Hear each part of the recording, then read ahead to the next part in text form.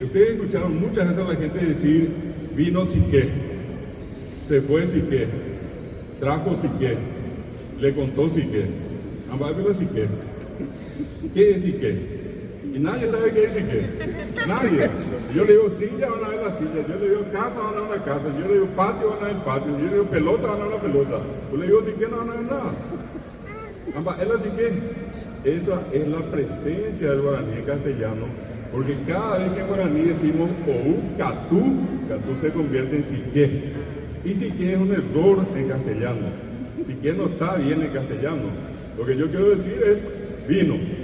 Pero como parece que no decimos todos, decimos vino siqué. Y se fue siqué, y contó siqué. ¿Se dan cuenta?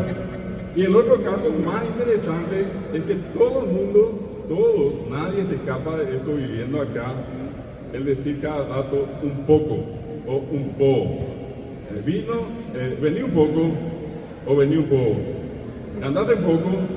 Y el que escucha normalmente, si no es de por acá, si vení un poco y se va a quedar por la mitad y vení un poco. ¿Verdad? Porque un poco nomás pues le digo, no le digo vení. Tampoco decimos vení todo. Bueno, ¿por qué ocurre ese vení un poco? Y el un poco es el mina del guaraní, el yumina.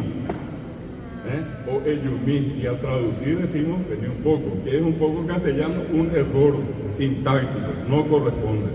Lo único que quiere decir es venir. Pero como que parece que no decimos todo, decimos eyumí es venir na, venir un poco.